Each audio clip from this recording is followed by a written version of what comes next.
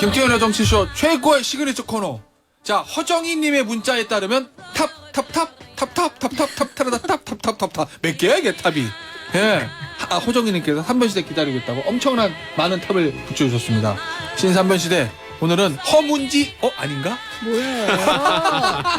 뭐예요? 오늘은 단문지 세 분의 문자 보셨습니다.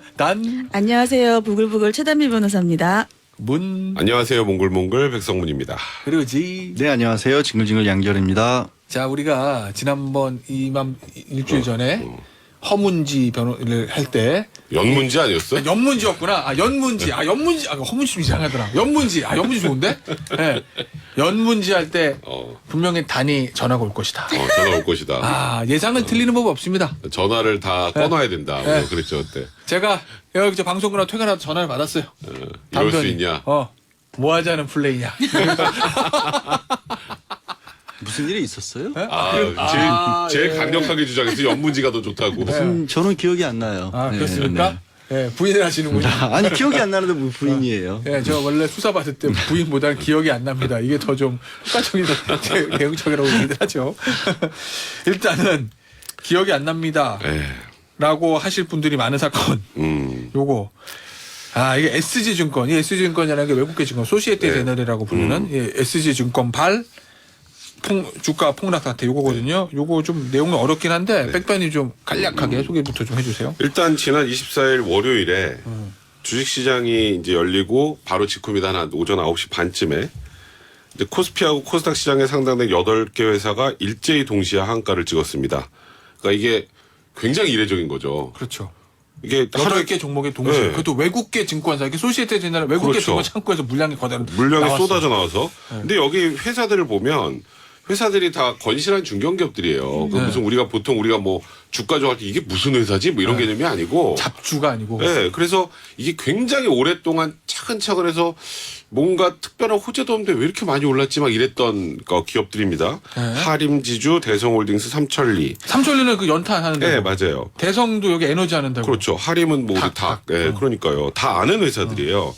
그러니까 진짜 건실한 중견기업 이상 규모의 회사들이었는데 아까 말씀드렸던 것처럼 최대 낙폭 30%까지 단번에 폭락을 했고 한때 CJ그룹도 하한가 근처인 28%까지 폭락했다가 회복을 했습니다. 그래요? 네, 말씀드린 것처럼 공통점이 프랑스계 증권사인 SG증권을 통해서 말 그대로 대량 매도 폭탄이 나온 거고 이 이른바 SG증권발 폭락 사태라고 요즘에 부르고 있는데 이건 진짜 우리나라 주식시장의 초유의 사태입니다.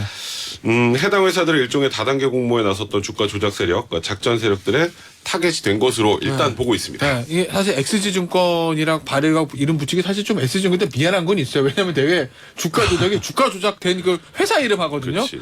뭐 삼천리 주가 조작 사건 예를 들면 뭐 이렇게 부르는데 SG증권은 창구 역할을 창구 한 거죠. 역할. 저 SG증권을 통해 가지고 거기서 그냥 사고 팔았을 뿐이에요, 사실은. 네. 매도 물량이 많이 나왔다. 마치 SG증권이 막 가담했다 이렇게 이거 아니에요. 그걸 오해하시면 안 됩니다. SG증권은 별 잘못이 없다. 그 얘기고 사실 이런 주가 조작 의심 사건 당국은 주가 조작을 보는 것 같아요. 주가 조작 사건 일어나면 개미 투자자들의 이 피눈물 이게 제일 큰 문제인데 그런데 이 사건 같은 경우에 투자자 중에 일부가 주가 조작에 가담한 거 아니냐. 주가 조작이라고 하면 원래 쩐주 있고 돈 되는 선수들 있고 플레이어들 핵심 세력들이 있거든요. 그렇죠. 근데 핵심 세력들 말고 주변에 나중에 이 다단계 방식으로 해서 돈을 태운 투자자들 요 사람들이 단순 투자자자 아니면은 주가 조작의 공범이냐 요 논란이 있는데 일단 그 투자자 중에서 피해를 봤다고 하는 임창정 씨 이름이 공개가 됐어요. 어제 인터뷰했다고요. JTBC랑 임창정 씨가 그 목소리 좀 들어보고 얘기를 나눌까 했는데 타사 보도니까 안 듣겠습니다. 들어요? 저는 관대하니까 JTBC의 임창정 씨의 인터뷰 내용 좀 들어보죠. 그게 너무 멋있는 거야. 그래? 그게 어떻게 주가 조작이라고 할 수 있죠? 그게 주가 조작인가요? 너무 멋있는 일을 하는 사람인 거잖아요. 그러면서 거기서 이제 발생되는 수익을 되게 머리가 좋다.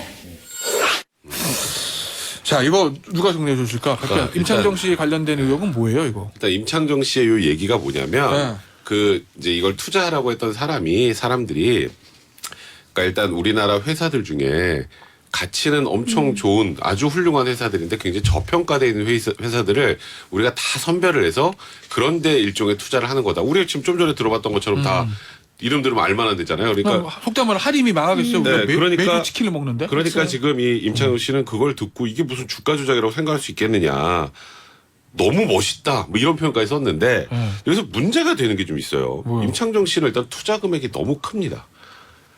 임창준 씨 30억. 얘기 조금만 더 말씀드릴게요. 30억 원을 샀는데 신용 매수로 84억이 사진 거예요. 저는 몰랐죠. 저 모를 수가 있는지 저희 좀 의심스럽긴 한데.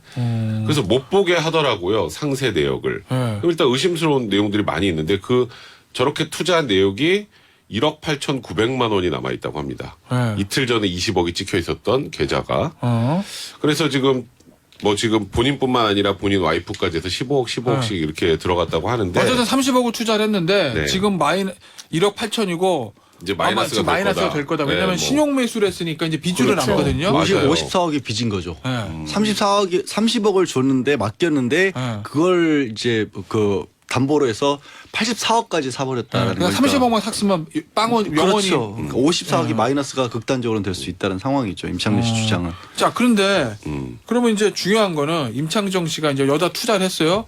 근데 본인 주장대로 돈을 잃었어요. 네. 네. 마이너스까지가 됐어요. 그럼 정말 억울한 피해자냐? 아니면 이 주가 조작 세력하고 뭔가 조금 연관이냐? 이게 이제 좀 그렇죠. 이슈 아니에요? 그러니까 이게 지금 이 임창정 씨 말만 들으면 임창정 씨는 투자를 했는데 지금 돈이 원래는 굉장히 많았다가 이제는 마이너스까지 간 사람이니까 투자했다가 손실을 본 사람이라 피해자이다 이런 주장이잖아요. 네. 근데 왜 임창정 씨가 지금 이런 주가 조작에 관여되어 있다라는 의혹들이 나오고 있냐 하면 임창정 씨가 30억을 투자하라고 해서 신분증을 맡기고 계좌 2개를 넘겨줬다. 그래서 그 신분증을 통해서 2개의 전화기를 개설을 하고 근데 임창정 씨가 개설했다는 얘기는 아니라 이 회사의 기본적인 영업 방식이 이렇다는 거예요. 그러니까는 신분증을 받아서 전화기 2개를 개설을 하고 소위 영업팀이란 사람들이 그 전화기를 통해서 통정 매매를 한다는 거죠. 이 통정 매매라고 하는 것은 내가 몇 시에 얼마에 몇 주를 내놓을 테니까 네가 그 주를 사. 그렇게 하면 이게 돈이 올라가잖아요. 그렇게 해서 시가 조작을 한다는 겁니다. 그렇게 하면서 시세 조정을 했고 돈을 많이 투자를 했고 상대적으로 급속히 돈이 올라가잖아요. 이런 것들을 봤을 때에는 어느 정도 시세 조정을 알 수 있지 않았느냐. 대법원 판례 보면 미필적으로 이것을 인식했을 때에는 시세 조정의 공범으로 본다라는 얘기들이 있거든요. 여기에다가 임창정 씨 같은 경우에는 뭐 예를 들면 방송에 출연을 했고 같이 이와 관련된 방송에 출연을 했고 그래요? 또 예, 다른 연예인의 인터뷰를 보면 여기에는 이제 골프장도 있는데 이 골프장에 골프 투자를 연습장? 했다. 네. 예. 그러니까 골프 연습장이 있는데 또 여기에 투자를 했다. 또 이런 얘기들이 있으니까 나는 임창정 씨를 또 믿었다. 이런 얘기들도 있단 말이에요. 그러니까 이런 얘기들을 봤을 때에는 단순히 피해자에 멈추는 것이냐라는 얘기들이 나오고 있는 이유입니다. 양구는 어떻게 봐요? 그러니까 아까 이제 임창정 씨 너무 멋있어 보인다고 했잖아요. 그 멋있어 보인다는 게 뭘 보고 멋있어 보인다는 건지 약간 이제 단순하게 저평가돼 있는 회사 주식을 샀다라는 것만으로 멋있어 보인 것 같진 않아요. 거기서 어떤 식으로든지 수익이 난다라는 걸 알았다라는 거잖아요. 그럼 그 수익이 난다는 게 어떻게 만들어졌다는 거냐. 지금 최 변호사님이 얘기한 것처럼 보통은 투자회사에 투자를 하더라도 야 예를 들어서 할인 주식 좋으니까 거기를 삽시다라고 하면 거기에 내가 삽니다 이렇게 하지 돈을 아예 통째로 맡겨놓고 그냥 자기들 그 회사에서 마음대로 그 임창정 씨 이름으로 거래를 하진 않잖아요. 요 거래 자체가 사실은 차명 거래이기 때문에 그리고 또 문제가 될수 신분증까지 있는 넘기지도 거고. 않고. 휴대전화도 임창정 씨 명의로 자기들이 개설을 했다는 거예요. 그리고 그걸 임창정 씨가 또 허락을 했다는 거고 그럼 최 변호사님 얘기한 게 뭐냐면 사고 팔고 하면 실제로 거래가 일어나는 거 아니지 자기들끼리 사고 파니까 뭔가 거래가 활발하게 이루어지는 것 같으니까 주식이 점점 올라갔고 그래서 수익이 난다라는 걸 만약 임창정 씨가 알았으면 이건 주가 조작을 알았다는 게 되는 거예요. 그래서 저는 뭘 보고 멋있다라고 하는 건지 그러니까 임창정 씨의 궁금해요. 얘기가 예, 예. 그런 거예요. 그러니까 저는 이게 좀 제일 이해가 안 되는데 우리가 주식을 사고 팔고 할 때 뭐 신분증을 넘기거나 이런 일들도 없고 보통 그러니까 신분증과 핸드폰으로 뭔가를 할 수 있는 이런 것들을 이런 권리를 다 이게 당연히 그 친구들이 하는 이건 임창정 씨 얘기입니다. 그 틈들이 하는 룰인가 보다라고 생각하고 저는 주식을 모르니 그렇게 다 해줬어요. 그러니까 이제 임창정 씨는 말 그대로 이런 거는 그냥 원래 그냥 하는 룰인 줄 알았지 나는 이게 뭔가 주가 조작이라는 걸 전혀 몰랐다는 건데 네. 이게 통상적이지 않다 보니까 이게 지금 저희가 얘기하는 거 아마 주식 투자하시고 하는 분들 아마 들으면서 이게 뭔 소리야라고 하실 거예요. 예. 이게 그러니까 현실적으로 잘 좀 이런 일을 이런 식으로 해서 주식을 투자하거나 뭐 투자를 하는 경우는 저도 못 봤거든요. 그러니까 이게 이례적이다 보니까 혹시 임창정 씨도 어떤 방식으로 이제 미필적으로나마 가담을 했던 것이 아니냐라고 그런 의혹을 받고 있는 거라 봐야 될 것 같습니다. 결국 뭐 이런 거 아니겠어요? 예를 들어서 이거 야 30억을 투자를 해? 이거 어떻게 하는 거야? 우리가 이렇게 통정모매 해가지고 주가 다 올리고 마지막에 우리가 신호 주면 치고 빠지면 돼. 이런 거 다 알았으면 그냥 유죄. 그건 뭐 빼도 박도 그쵸. 못하는 거고. 그게 아니라 임창정 씨 좋은 데 있으니까 투자 한번 해보시면 저희가 뭐 돈을 불려드립니다 해서 그냥 1인 매매해서 돈을 맡겼다. 그리고 자기 증권 계좌 아이디랑 비번 알려줬다. 이러면은 여지가 좀 생기는 몰랐다. 거죠. 난 근데 몰랐어. 근데 저는 이게 가운데에서도 애매한. 예. 그 생각이 들어요. 예전에 한 10여 년 전에 많이들 이것 때문에 곤혹을 겪으셨던 분들이 있는데 통장 빌려주는 거. 네, 통장 계속 있었잖아요. 통장만 빌려줘도 돈 드린다 그래가지고. 그래가지고 그게 이제 뭐 보이스피싱이나 이런 데 주로 쓰였잖아요. 그래서 다 전자금융거래법 위반으로 다 처벌을 받았는데 이게 범죄에 쓰일지 몰랐어도 다 처벌했잖아요. 법 바뀌면서, 법 만들어지면서. 과연 임창정 씨가 본인은 몰랐을 수도 있을 것 같은데 실제로.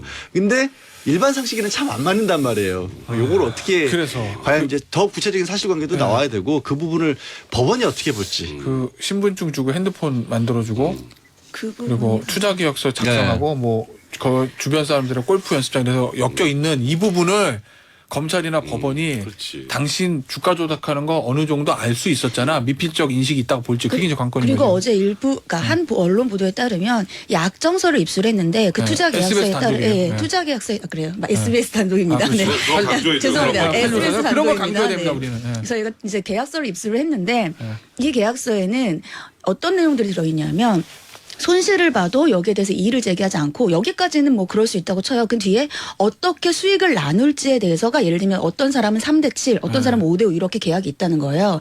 그런데 이 대법원 판례에 따르면 수익을 나누는 것에 대해서 공범이라고 보거든요. 그렇기 때문에 단순히 예를 들면 돈을 넣었다. 그런 게 아니라 수익을 거기서 배분하기로 했다는 것 자체의 그 투자 약정서가 상당히 거기에서 약정이 되어 있는 사람들이라면 불리하게 작용할 수 있다. 이렇게 볼 수 있습니다. 알겠습니다. 요 얘기는 지금 아직도 한참 진행 중인 사건이거든요. 다음 주에 또 할 수도 있어요. 좀 보니까 뭐 연예인 뭐 정관계 얘기도 나오는 것 같고 맞아요. 정치인 나오는 거 아닌지 모르겠어요. 또 의사들 뭐 변호사도 뭐 좀 있을 수 아직 있죠. 뭐 있을 수 있죠. 전문직들 뭐 들어가 있다고 하니까 이 파장이 어디까지 퍼질지 아마 어마어마하게 큰 사건이 될 것 같습니다. 지금 금감원 금융위 검찰 다 지금 붙어 있으니까요. 아마 다음 주 중에 저희가 한 번 더 말씀드릴 수 있을 것 같습니다. 오늘은 여기서 마무리하고 이거 다음 사건은 이건 좀 참담해요. 예, 우울증 갤러리라는 거. 양변 이거 좀 소개 좀 해주세요. 진짜 저도 이거 보면서 세상이 좀 여러 가지 양태로 바뀌고 변화하다 보니까 이런 일이 다 있네라는 정도의 좀 충격을 받았는데 지난 15일이었어요. 근데 중학생이 이제 SNS로도 요즘 라이브 방송, 실시간 방송 할 수 있잖아요. 자기 이렇게 어디 가고 있고 다 보여줄 수 있고 사람들이 보고 있는데 그거를 이 방송을 하고 있는 도중에 고층 건물에서 떨어져 숨졌어요. 그러니까 사람들이 다 보고 있는 상황에서 그런 일이 벌어졌던 거고요. 근데 이제 이 숨진 A양이라고 할게요. A양이 이른바 우울증 갤러리라고 하는 그 온라인에서의 모임이 있었다고 합니다. 이제 온라인에서 만나서 또 오프에서도 모임도 가지고 있는데 그 갤러리에서 활동을 했다고 해서 경찰이 그 부분을 들여다보다 보니까 그 모임 내에서 뭐 여러 가지 그루밍에 따른 성범죄라든가 약물 오남용 사례가 있어서 이 조사에 착수한 그런 사건입니다. 이게 그러면 우울증 갤러리라는 거 예를 들면 이름만 딱 들으면 우울증 계신 분들이 같이 모여서 좀 서로 대화 나누고 대화하고 그러면서 이제 해결책도 치유하고 찾고, 그렇죠. 이러려고 만든 거 음. 이름 자체는 네, 그러면 그렇죠. 제가 우울증 있는 사람은 여기 들어가서 같이 아픔을 공유하면서 해결책도 찾아보고 이러고 들어간 거잖아요. 근데 실제로 그거는 사람을 유인하기 위한 도구였다는 건가? 그러니까 지금 그거는 이제 좀 더 확인을 해봐야 되는데 이 우울증 갤러리 지금 말했던 테디가 말했던 그 우울증 갤러리에서 다른 범죄로 이 갤러리 자체가 악용이 됐다라는 거예요. 그러니까 지금 말씀하셨던 것처럼 뭐 처음에 만들 때 취지 자체는 그렇지 않았을 수 있으나 미성년자를 상대로 뭐 성매매 같은 것을 한다거나 이제 약물 오남용을 한다거나 그 사람들에 대해서 그걸 권유해서 아무래도 우울증에 좀 고통을 받고 계시는 분들 같은 경우 아주 정상적인 판단하기 쉽지 않으니까 네. 그걸 악용해서 범죄 활용한 것이 아닌가라는 의심입니다. 어젯밤에 있었던 뉴스 좀 말씀을 드리면 이 문제가 됐던 우울증 갤러리인 신대방팸 이 10대 10대 소녀가 가입했다 했던 이 신대방팸이 10대 여학생들 성착취 의혹이 있어서 경찰이 관련자 4명을 입건을 했다. 이제 입건했으면 이제 정식 수사가 전환이 되는 거잖아요. 어떤 범죄 전형이 있는 거예요, 지금? 나온 걸 보면 예를 들어서 대치동 학원가에서 간판 수학 강사로 좀 유명했던 사람이 모입니다. 30대 남성이었는데 이 우울증 갤러리에서 미성년자 알게 된 그 18세 여학생을 알게 돼서 그 여학생과 이제 뭐 SNS로 연락도 주고받고 하는 과정에서 뭐 지금 현재로서는 길들이기 이른바 그루밍을 한 걸로 의심을 받고 있는 거예요. 뭐 스스로를 소중히 여겨라. 뭐 너는 충분히 귀엽고 예쁘다. 그러면서 뭐 우울할 때 뭐 써라오면서 담배 같은 걸 택배로 보내주기도 하고 전달하는 담배를 미성년자 구하기 어려우니까 그런 과정에서 성관계까지 숙박업소에서 맺었고 그리고 또 나중에 또 현금도 계좌로 입금을 해줬다는 사건입니다. 그러니까 그런 거예요. 말씀하신 것처럼 우울증이 있다라고 모이는 사람들 가운데는 또 10대 청소년들 같은 경우에 그런 걸 호소하기가 쉽잖아요. 잘 모르고. 그리고 지금 뭐 사춘기일 수도 있고 실제 우울증도 있고 학업 스트레스도 있고 그래서 가뜩이나 어려움을 겪고 있는 와중에 누군가 좀 믿음직하게 나타나서 도와줄 것처럼 얘기하고 접근하고 그리고 뭐 선물도 사주고 그러다가 결국엔 성착취로까지 이어진 게 아니냐. 이걸 어제 이제 4명까지 입건을 했다는 거죠. 이게 이 30대 이 강사 같은 경우에는 극단적인 선택을 한 여성과 관련된 정말요? 성착취. 예. 제가 이해한 언론 보도는 그렇습니다. 근데 이게 지금 어제 보면은 경찰이 4명을 입건했다 그랬잖아요. 이게 충격적인 게 그 안에서 지금 이렇게 그루밍과 관련된 성착취가 계속해서 일어났다는 것에 충격적인 거예요. 이게 어떠한 한 여성이 자신도 성착취의 피해자다라면서 얘기를 했어요. 그러니까 극단적인 선택을 한 여성뿐만이 아니라 그러면서 이 10대 여성 같은 경우에는 내가 지금 미성년자인데 내가 미성년자였다. 만 16세 미만이었던 2020년에서 2021년 사이에 어떠한 그러한 성착취를 당했다. 그럼 그때에는 성인이 만 16세 미만의 미성년자와 성관계를 한 미성년자 의제강간이죠. 근데 그런 경우라면 하면서 1차 진술을 했어요. 이제 수사기관에 나와서. 그러니까 사실은 이 극단적 선택을 한 여성 같은 경우에는 진술을 할 수가 없잖아요. 그러니까 첫 번째 피해자 진술이라고 할 수 있는 것이고 이 진술하면서 이 여성이 가해자도 지목을 했습니다. 그런데 이제 그 관련되어 있는 그러한 가해자인 신대방팸 같은 경우에는 이 사람 같은 경우에는 그러니까 가해자로 지목된 사람은 우리가 활동한 사람 중에서 유명한 그러한 사람이기 때문에 그렇게 지목을 당한 것이다라고 지금 부인을 하고 있는 상황인데 경찰은 지금 4명까지 입건을 했다는 거죠. 이거 보니까 경찰이 이 입건하고 그러면서 이 사이트에서 하도 문제가 생기니까 방심위에 사이트 좀 폐쇄합시다. 사이트 닫읍시다. 이렇게 요청했는데 보류했잖아요. 안 돼요 이게? 왜? 현실적으로 쉽지 않습니다. 우리가 이런 문제가 생기면 사이트 당연히 폐쇄해야지 하는데 통상적으로 불법 사이트라고 해서 이제 컨텐츠들이 많아서 폐쇄를 해야 된다면 전체 게시글의 한 70% 이상 정도가 그런 게시글이어야 되는데 그래도 숫자로 돼 있어요 그렇게? 그러니까 근데 그걸 이제 그러니까 숫자로 딱 명확하게 70% 이상 돼야 폐쇄다 이게 아니라 통상적으로 70% 이상 돼야 폐쇄를 하는데 방심에서 한 일주일 정도 여기를 이제 모니터링을 해보니까 불법 콘텐츠라고 볼 수 있는 게 한 일주일에 15건. 그 다음에 이제 뭐 극단적 선택을 유발할 만한 그런 정보들이 담겨 있는 게 한 5건. 그러니까 이제 그 소위 말하는 이 우울증 갤러리 관련해서 또 불법적이지 않은 게시물도 굉장히 많은 거예요. 근데 그러다 보니까 지금 이런 범죄가 생겼다고 사이트 전체를 폐쇄하는 게 맞느냐? 그래서 일단은 지금 잠정 보류한 상태입니다. 아니 그럴 수밖에 없는 게 사이트에 안 좋은 내용을 적어놓고 사람을 꼬이지는 않을 거 아니에요. 쉽게 말해서 잘해줄 것처럼 해서 일부 처음에는 잘해주는 걸로 시작을 했다가 착취로 이어지는 범죄였기 때문에 사이트 자체에서 범죄로 객관적으로 찾기가 어려운 거죠. 그러네. 알겠습니다. 이건 이제 아마 수사 좀 결과를 좀 지켜보시고 어떤 죄로 이 4명을 의유를 할지 그게 좀 저는 개인적으로 좀 궁금하긴 해요. 이정은님, 우리나라가 어찌 돌아가고 있는 거예요?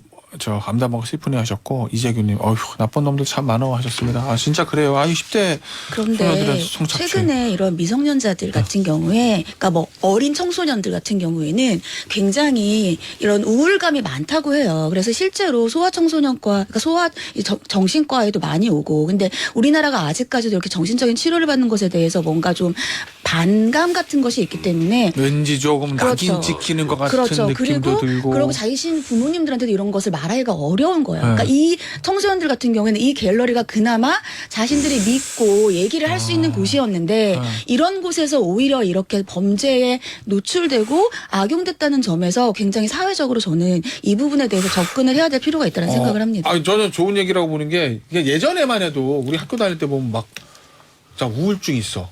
그때 많았을 거야 사실. 우울증이란 말도 몰랐죠. 공황장애에서 저희는. 그런 얘기를 몰랐죠. 못해. 하면은 마치 내가 무슨 막 정신적 이상한 거 네. 같고 그리고 우리 이러니까. 어렸을 때 공황장애라는 단어 알았어요? 몰랐죠. 없었어요. 없었어. 아예. 우울증이라는 단어 있었. 지금도 방금 알았을 수 있어요. 김태현 대님. 아닙니다. 아니에요? 아, 네. 예전부터 알고 있었어요. 알고 근데 있었어요? 네. 이 우울증이란 말 자체를 하기를 꺼려하고 근데 그쵸. 지금은 보니까 TV에 나오는 연예인 분들도 아, 나 공황장애 있어서 약을 먹습니다. 그냥 우울증이 있었어요. 뭐 이렇게 얘기를 하시잖아요. 그러니까 이게 숨길 일은 아닌 것 같아. 많이 좋아지고 네, 있고요. 맞아요. 실제 일선 학교에서도 정신과 상담도 해줍니다. 아, 그럼요. 맞아요. 네. 위센터라고 네. 해가지고 최근에는 마음 심리 치료를 많이 하고 네. 있어요. 학교에서. 그게 되게 중요하거든. 그래서 그거를 그냥 우울증 있으신 분들이나 공황장애 있으신 분들은 그걸 드러내고 병원 다니시면서 약을 먹고 그게 이제 부끄러운 게 아니고 자연스러운 뭐 감기 같은 병이다. 그렇죠. 뭐 이렇게 생각하셔야지. 이렇게 특히 어린 학생들 같은 경우에 우울증 갤러리 이런 데 이제 가고 하면은 안 좋은 일도 생기는 경우가 있으니까 뭐 항상 그런 건 아니지만요.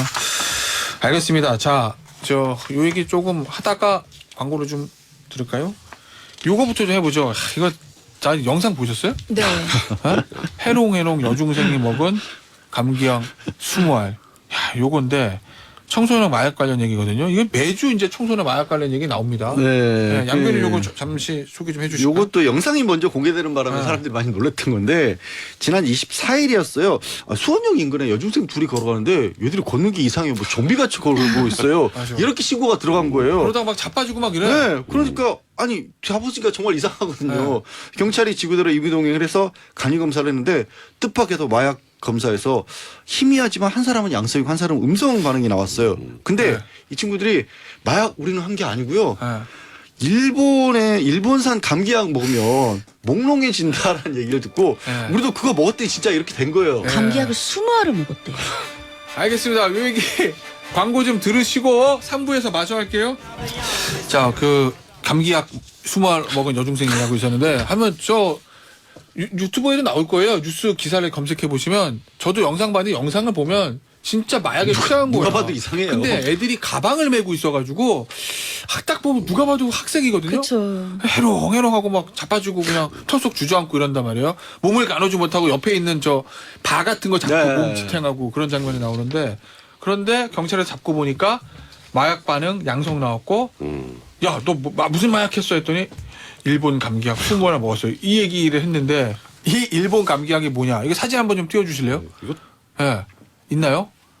이거 그냥 포털에서 쉽게 살 수 있는 저거 나 일본- 집에 있어 저거. 아 진짜 집에 있어. 나 한번 먹었을 수도 있어. 잡혀가는 거 아니에요? 멀쩡합니다 저는. 예.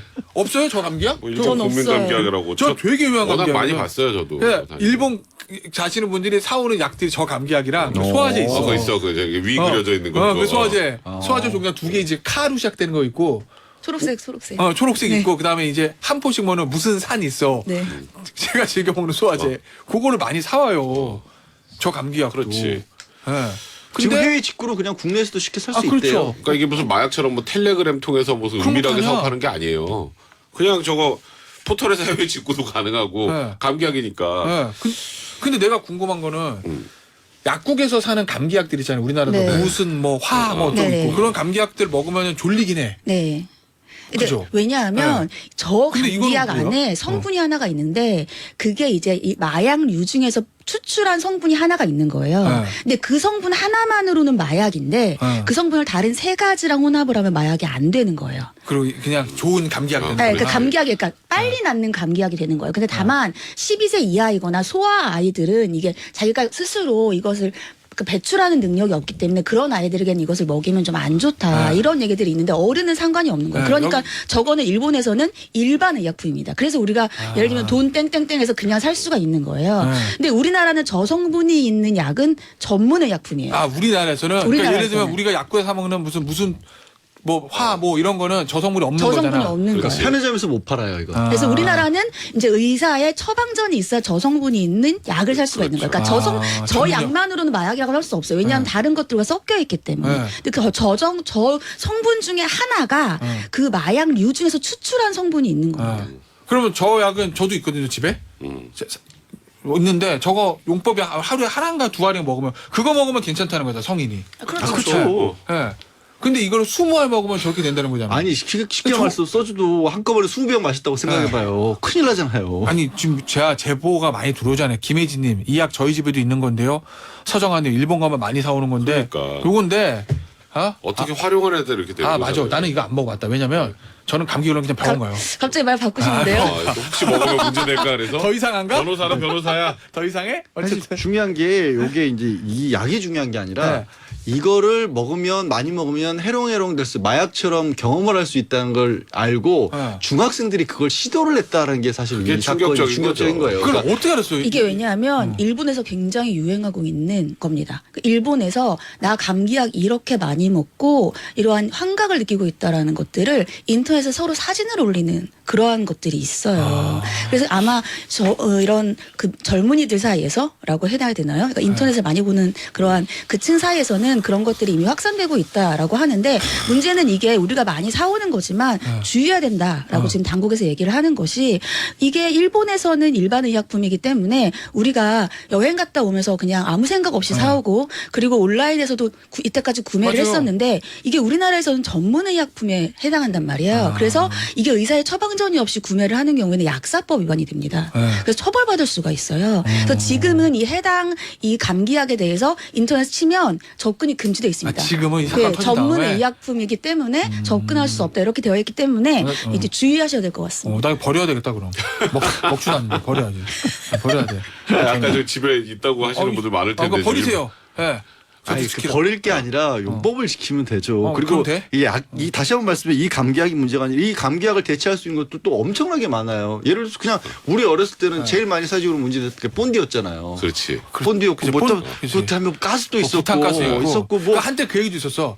이 가래 없던 진해 거담제. 그렇죠. 그것도 있었고. 그리고 왕창 먹으면 무슨 뭐 환각 효과가 네. 있다 이런 얘기도 있고. 그거 아니고도 미국 청소년들 사이에서도 집에 미국도 이제 상비약들을 많이 두잖아요. 그 병원 가기가 어려우니까. 비싸니까, 걔네는. 그래서 걔네들 같은 경우 그걸 몇 가지를 섞으면 어떻게 된다는 게 또 무슨 상식처럼 인터넷에 떠돌아가지고 그것도 또 사회 문제 되기도 하고 그랬었어요. 그러니까 이게 이 약 자체가 문제가 아니라 그런 어떻게 분위기가 오나병하는 게. 있다는 거 자체가 문제. 그게 문제인 거죠. 더 중요한 건. 하긴 뭐 감기약이 무슨 죄가 있어요. 그렇죠. 먹는 구하려고 치면 얼마든지 뭐가 다 있죠. 다른 것도. 그럼 저안 버려도 되는 거죠? 버리지 마세요. 급할 때 하나씩만 먹을게요. 근데 얘는 이 학생들 뭐 처벌 받나 이러면? 근데 근데 저는 중학생이잖아요. 또 중학생. 중학교 2학년인가 그래요. 그 촉법이에요? 예. 그럼 만약에 촉법 아니면 어떻게 돼? 이게 필로폰, 대마, 우리가 아는 케타민, LSD 요새 하도 많이 들어가지고 뭐 헤로인 이런 건 아니잖아요. 일단 마약류 관리법에 의해서 규제되진 않아요. 왜냐하면 그러니까. 단일 성분이 아니기 때문에. 그래서 제가 이게 묻는 문제예요. 거예요. 그래서 이제 구매한 것들도 지금 아마 뭐 그러니까 어떤 의도를 가지고 이걸 구매하지는 않았을 것 같은데 20알을 먹었다고 할 때도 이제 본인들이 예를 들면 마약을 할 거라는 생각은 고의를 가지고 하진 않았겠죠. 그러니까 처벌이 좀 애매할 것 같습니다. 그렇죠. 이게 마약류 관리법에 해당이 되는지도 좀 애매하고 어쨌든 근데 촉법 소년이니까 거기까지 가지도 못하겠구나. 알겠습니다. 그다음 저 또 마약 관련된 거 이게 진짜 뭐 제목이 너무 웃겨. 대마초 택배 군으로 왔지 말입니다. 저 병장님 대마초 도착했어요. 뭐 이거잖아 지금. 근데 제가 오늘 설명을 해야 되는데 네. 이때까지 모든 설명은 다 백 변호사님, 양 변호사님 나눠주시다가 갑자기 군에서 제가 설명을 하라 그러니 좀 이 설명의 이 배분이 당황스럽긴 잘 어울리세요. 한데 잘하세요. 네, 군이 이제 A 씨 등의 마약 투약 의혹을 제보를 받았어요. 누가 마약을 투약하고 있다 이렇게 제보를 받아서 지난 17일에 육군 수사관을 동원을 해서 병사 생활관을 수색을 했습니다. 근데 수색 결과 사물함과 생활관 천장에서 군대에서 실제로 대마초가 발견이 된 거예요. 군대에서. 그래서 군이 네. 이들을 상대로 마약 간이 검사를 실시한 결과 몇몇 병사에게서 대마초 양성 반응이 실제로 확인이 됐습니다. 네. 그래서 군수사 당국이 지금 국가수에 정밀 감성을 의뢰하고 민간 경찰과 협조를 해서 누가 도대체 외부에서 이 대마초를 군에 보냈나 이렇게 지금 추적을 하고 있는 상황입니다. 그 군인들이 저 현역 입대하신 분들이 PX에서 담배 사가지고 피는 게 아니라 사물함에 택배로 받은 대마초를 폈다는 거잖아요. 근데 근데 이제 이거 못 막나? 그러니까 이게 문제가 되는 게 아니 어떻게 군대 내로 대마초가 들어갈 수가 있냐 이거죠. 하긴 택배를 검열하는 거 네. 아니니까. 근데 이제 평소에 부대 내로 반입되는 택배 같은 경우에는 의심이 되면은 이제 본인을 불러서 그냥 아무거나 뜯을 수는 없잖아요. 네. 우리가 그러니까 본인을 불러서 한번 뜯어봐라 내용물을 확인하자 이런 절차를 거친다는데 이번 같은 경우는 뭐 단백질 보충제나 과자 안에다가 대마초를 넣어서 들어와서 이거를 걸러내지를 못한 거 의심을 안 한 거죠. 그러니까 사실은 택배를 일일이 뜯어볼 수 없었다. 그러니까 이 부분을 보완을 하겠다. 이제 이렇게 군은 얘기를 하고 있고요. 마약류 반입 차단을 위해서 각별히 지휘 관심을 갖고 전담 수사부대를 지정하고 또 불시 단속하고 점검 활동을 강화하겠다 이렇게 밝혔습니다. 자, 근데 이게 더 이거 대표 이거 처음 있는 일이 아니라며요, 이거. 이게 보통 매년 한 10건 이상 발생을 한다는데 이거 너무 황당해요. 2019년에 야 이게 가능하네. 대마 종자를 온라인으로 주문을 해서 부대 내에서 그것도 이게 빛바다에 크잖아요. 네. 조명까지 설치하고 키운 부사관이 있었습니다. 직업군이네 부사관이니까. 네. 그러니까 부사관이 온라인으로 대마 종자를 주문해서 부대 내에 조명까지 설치해서 대마를 키워서 키워서 그다음에 더 웃겨 이거. 피운 거는 뭐 피운 건 그러려지 않은데 와 이건 대마 버터를 만들어서 베이글에 발라 먹었다. 이건 뭐야? 뭐야 이건 정말. 도대체? 대마 버터를 만들어 베이글에 역시 베이글엔 크림치즈 아니야. 대마 버터야. 그래서 어떻게 됐냐면 징역 2년에 집행유예 4년을 선고받고 이제 몰수품이 대마꽃, 대마초, 대마버터 화분. 아 기가 막히는 사람이네. 이게 아마 그랬을 것 같아요. 피우면 이게 대마 단속하는 방법 중에 하나가 이제 고유의 특유의 냄새가 네. 있기 때문에 담배처럼 태우질 않고 아 그럼 어떻게 티 안 나게 먹을까 하다가 이런 기발한 발상을 한 모양이네요. 그렇죠? 알겠습니다. 자, 요거는 여기서 마무리하고 어쨌든 군에서 저 감시 감독 부시 정보 이런 거 강화한다니까 좀 기다려 보시죠. 근데 어쨌든 마약이 너무 우리 옆까지 왔어요. 여중생에 네. 예? 그렇지. 예전에 뭐 특정 직역 종사자단이나 좀 속된 말로 좀 희한한 사람들, 뭐 이상한 사람들만 한다고 생각했는데 지금 뭐 일상생활에 침투했습니다. 군대에도 오고 여중생까지 오니까 어휴, 여중생이 뭐 여중생. 학원가에서 마약 네. 음료를 막 나눠주는 판국인데요 지금. 어쨌든 더 늦기 전에 저 철저한 단속이 있어야 될 것 같습니다. 마약 범죄는 청나라가 왜 망하는지 알아야 돼요 우리는. 그죠? 네, 아편 전쟁, 아편 때문에. 랜디오님, 요 얘기는 네. 촉법이 지구대에서 경찰을 발로 찬 이야기 안 하시나요? 했는데 오늘은 그건 아니고요. 다른 순간. 거기까지는 좀 거기까지는 시간이 관계상.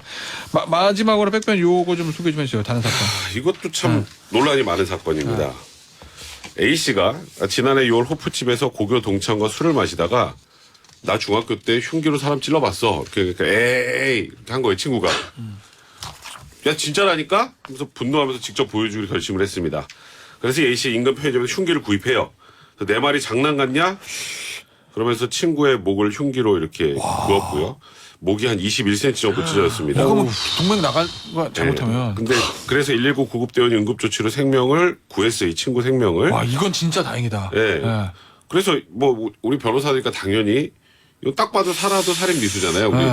우리 우리가 보통 어떤 신체 부위를 공격했느냐.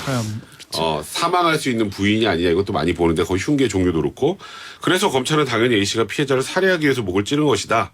그래서 살인 미수 혐의를 저는 재판에 넘겼는데. 내가 검사라도 그랬을 것 같은데. 네. 근데 이제 여기서부터 이제 논란이 좀 됐던 건 1심 재판부가 A 씨한테는 살인 행위가 없었다. 네. 그래서 특수상해 혐의만 유죄로 인정해서 징역 1년 6개월을 선고했습니다. 이유가 뭐예요? 이유가 있었을 것 같아요. 일단 너무 친한 사이였고 네. 그리고 이런 거잖아요. 야, 나도 옛날에 나 흉기로 그거 해봤다니까? 에이, 그러니까 진짜 보여줘? 그러니까 여기에서 뭔가 이 친구를 살해하려는 네. 어떠한 동기나 이런 것들을 보이지 않았다는 거예요. 본인이 진짜 보여주려고 네, 그랬다는 거예요. 그리고 그 피해자가 병원 호송이 되고 나서 피해자가 직접 대화 좀 하자라고 먼저 문자도 보냈고 A 씨가 미안해라고 답하고 피해자가 야, 취해서 그런 거잖아. 얼굴 안 한 게 어디야. 좋게 좋게 처리됐으면 좋겠어. 안 죽었잖아. 그러니까 A씨가 살아서 고맙다. 그러니까 이거는 살해 위협을 느꼈던 피해자가 할 수 있는 반응이 아니라는 거예요. 그러니까 이 친구가 나를 죽이려고 하진 않았다는 걸 최소한 피해자도 알고 있었다는 거지. 그래서 검찰은 야 그래도 목을 이렇게 한 건데 그래서 항소하고 검찰 입장에서는 네, 피해자 저 피고인도 좀 형이 중하다는 취지로 아마 항소하지 않았을까 싶은데요. 항소심 역시 동일하게 판단했습니다. 그러니까 무죄는 아니에요. 그러니까 살인 미수가 아니라는 살인 거고. 미수가 상해는 그러니까 유죄, 특수상해는 당연히 유죄고요. 근데 그 저는 얼마 나왔어요 형량이 1년 6개월. 실형? 네. 근데 저는 여기에서 집유 안 해줬네. 합의는 봤을 것 같은데. 네, 근데 여기에서 목이 21cm 가량 찢어졌다라고 나오잖아요. 그러니까 제 생각에는 칼을 휘두를 때 보통 죽이려고 하면 칼을 찌르지. 목에 찌르죠. 근데 이 사람은 찌른 게 아닌 것 같아요. 휘두른 것 같아요. 그러니까는 이렇게 물론 굉장히 이제 심각한 위험이 있지만 이렇게 휘둘러서 이제 21cm가 찢어졌지만 그게 예를 들면 깊지 않은 예를 들어서 상처였다. 그 여기 저 혈관을 혈관이나 다치겠다거나 그런 그런 네. 정도가 네. 아니에요. 진행- 이런 건 왜냐하면 아니었다? 제가 이제 이 재판부가 판단한 것을 봤을 때 그러니까 제가 그 상처의 사진을 못 봤으니까 근데 그런 추정을 한번 해봤습니다. 그러니까 예를 들어 넓이는 21cm지만 깊이라든지 그 치명상은 그런 거를 없었을 다 거다. 봤겠죠. 그래도 검찰 입장에서는 흉기로 목 부위를 그거는 뭐 본인이 보통 무슨 킬러도 아니고 어디 정도 가면 경동맥이고 이런 잘 모르잖아요. 네. 근데 목을 공격했다는 건 충분히 최소한의 미필적 고의 정도는 인정이 돼야 되는 건 아니냐라는 게 검찰의 시각이 아니었나.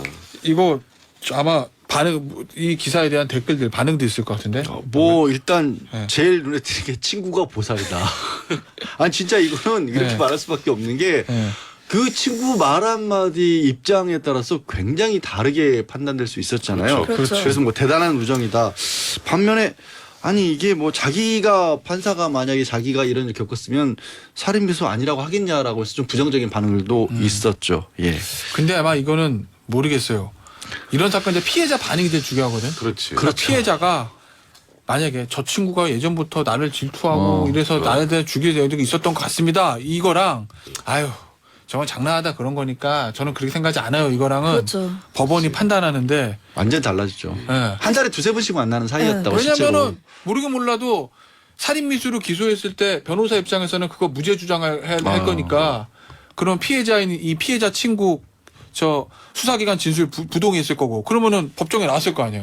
그럼 판사님 앞에서 아유 저 친구가 죽이려고 생각하지 않아요. 뭐 이러면 우리 사이가 그럴 사이는 아니에요. 네. 이런 식으로 얘기를 그러니까 했겠죠. 아마 피해자가 합의도 해줬었던 것 같아요. 왜냐면 아마도. 먼저 문자도 하고 그렇지만 그래도 말씀하신 것처럼 징역 1년 6개월이 나왔잖아요. 그러니까 그만큼 재판부도 살인의 고의까지 인정하기는 어렵지만 이 사건 같은 경우에는 그래도 중하게 처벌을 네. 해야 된다라고 본 것 같습니다. 이게 그러니까 네. 절대 이걸 보셨을 때 친구끼리 뭐 칼을 휘둘러도 네. 살인의 고의가 없구나. 우리는 얼마나 친한 친구인가 이렇게 생각하시면 안 된다. 이 말씀을 그렇죠. 드리고 싶습니다. 맞아요. 이 A 씨와 피해자는 10년간 친구를 지내면 한 달에 두세 번 만났다.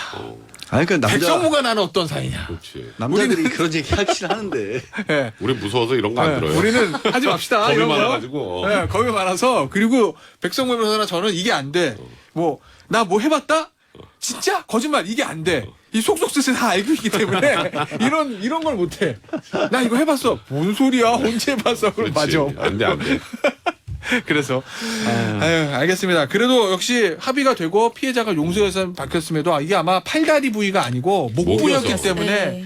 집유가 아니고 실형을 해준 것 같아요. 객관적인 상황 실형을. 자체가 너무 안 좋았다고. 여기다가 21cm나 찢어졌고 예, 자칫하면. 그러니까. 사망에 이르를 수 있었기 때문에 알겠습니다. 자, 오늘 저 준비된 소식은 여기까지고요. 그냥 가면 안 되잖아요. 그냥 가죠. 렛츠고! 렛츠고 살롱지지. Choses à la fois, en fait, ce sont plusieurs interfaces qui rentrent en compétition pour vous capter du temps alors même que vous êtes en train de faire autre chose. Et donc ça, c'est très fatigant. 농염하게 퍼지는 인문학의 향기. Salon de J, 예월. 99, on nous disait toujours, quand il a été possible de faire des alertes. 자, 오늘 그림은 어떤 그림인가요? 오늘의 도미의 선생. 오랜만에 불러보네. 위에. 중학생 아까 그 감기약 먹은 것도 그랬고 군인들이 뭐 부대에서 대마초 키운 것도 그렇고 마약 얘기가 참 요즘 많이 나오잖아요. 저는 좀 굉장히 광범위하게 퍼져 있다라는 생각을 안 할 수가 없고 현실도 그런 것 같고요. 그래서 그런 그림입니다. 빅토르 올리바라는 체코 화가고요. 뭐 다른 그림들이 많이 유명하진 않아요. 근데 이 화가 그림 중에 보시면 아실 만한 것들이 뭐 예전에 그 공연 포스터 같은 것도 그린 게 있어서 그거는 가끔가다 이렇게 핸드폰 케이스 같은 데 등장하기도 하는 그런 화가입니다. 근데 오. 그 화가가 그린 absinthe 마시는 사람이라는 그림이에요. 압센트? 예, absinthe라는 술에 대해서는 전에 딱 그림이 딱 그 느낌이 있네. 네. 에드가 드가 그림을 그리면 소개하면서 absinthe라는 술 자체를 한번 소개를 한 적이 아, 있었는데 들어본 것 같아요. 예. 기억해요. 19세기에 유럽 전역을 휩쓸었던 술 이름이에요. 그게 이제 초록색 술이고 굉장히 독한 술이거든요. 그건 뭐 70도, 80도까지 올라가는 물하고 섞어서 먹는 건데 이게 섞는 방법 자체도 뭐 각설탕을 태워서 물에 희석해서 독한 맛이 나니까 물에 희석해서 먹는 거기도 하고 원래 원 베이스는 뭐로 만드는 거예요? 그냥 알코올인데 그 쑥 종류의 일종이 들어가 있어서 모르는 게 저기 없어. 초록빛을 갑자기 뜨고 쑥 있고 들어갔는데. 집에 한 병 있어요. 진짜? 압센트? 네. 근데 요즘은 합법적으로 살 수가 있고 이게 뭔가 이게 유럽에 굉장히 강하게 퍼지게 된 이유가 몇 가지인데 사회적으로 굉장히 경제적으로 급변을 했고 또 민주주의로 들어오는 그런 상황이 있고 사회적 경제적 변화도 컸고요. 그 와중에 예술가들이 마시는 술이다. 뭐 해밍웨이도 이걸 즐겨 마시고 피카소도 마셨고 고흐가 미쳐서 날뛰게 된 것도 이거를 마셔서 그런 거다. 뭐 약간 예술적인 감성을 불러일으킨 것이다라는 그런 영향도 있었고 그러다 보니까 이게 지금 그림을 보면 이 초록색 요정 같은 그러니까 어떤 묘령의 여인으로 보이는 반투명해 보이는 존재가 술을 마시는 남성 앞에 있잖아요. 저 압승트란 술을 녹색 요정이라는 표현을 썼다고 합니다. 그리고 저녁 무렵이 되면 하도 사람들이 이걸 많이 마시면서 이 저녁 한 5시 되면 그 시간을 녹색 시간이라고 부르면서 압생트 마시는 시간처럼 이게 사회적인 문제가 될 정도로 5시부터. 예. 어렸을 땐 맨날 가서 저거 마셨겠네.